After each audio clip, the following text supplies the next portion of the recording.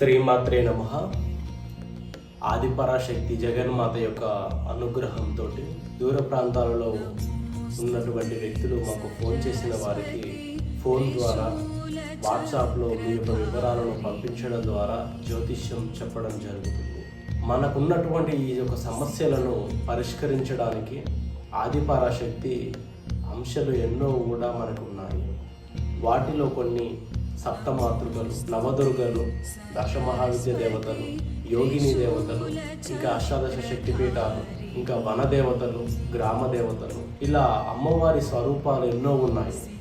వాటిలోనూ కొన్ని తంత్ర దేవతలు ఉంటారు. చెడు సంహారం కొరకు, అలానే అభివృద్ధిదాయకంగా, మనశ్శాంతి పరంగా, జ్ఞానం పరంగా, శత్రు వినాశన పరంగా, ఇంకా ఎన్నో రకాలుగా మనము అనుభవిస్తున్నటువంటి ప్రతి ఒక్క సమస్యకి సంబంధించి అమ్మవారు ఆదిపరాశక్తి ఎన్నో అవతారాలను అమ్మవారు అవతరించింది. మన సమస్య ప్రకారంగా కొన్ని అవతారాలకు మనం మంత్ర యంత్ర తంత్రయుక్తంగా మనం పూజలు చేయడం వలన మన సమస్యలకు శాశ్వత పరిష్కార మార్గం లభిస్తుంది.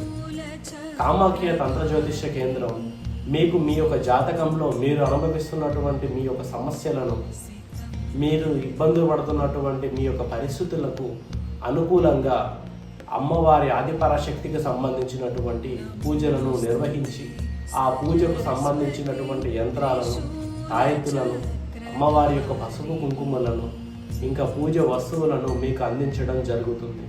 దాని ద్వారా మీ సమస్య, మీరు ఎన్నో రోజుల నుంచి మీరు ఇబ్బందులను ఎదుర్కొంటున్నటువంటి మీ సమస్యల నుంచి మీరు ఒక మంచి చక్కని మీకు పరిష్కార మార్గం మా యొక్క కేంద్రం మీకు అందిస్తుంది.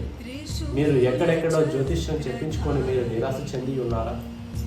మీరు ఎటువంటి విధంగా మీరు ఇబ్బంది పడనవసరం లేదు.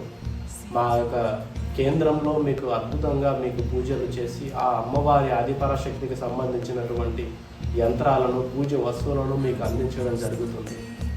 ఆ పూజ వస్తువులను కొన్ని మూల మంత్రాల చేత మీరు పూజించుకోవడం వలన మీరు ఏ సంకల్పంతో ఈ పూజలను చేశారో ఆ సంకల్పం, ఆ దేవుడి యొక్క అనుగ్రహము మీకు ఆ వస్తువు రూపంలో ఎప్పుడూ మీకు వెంటగా ఉండి మీకు పిలిస్తే పలికే దేవతగా ఆ తల్లి మిమ్మల్ని ఆదుకొని మిమ్మల్ని రక్షిస్తూ ఉంటుంది.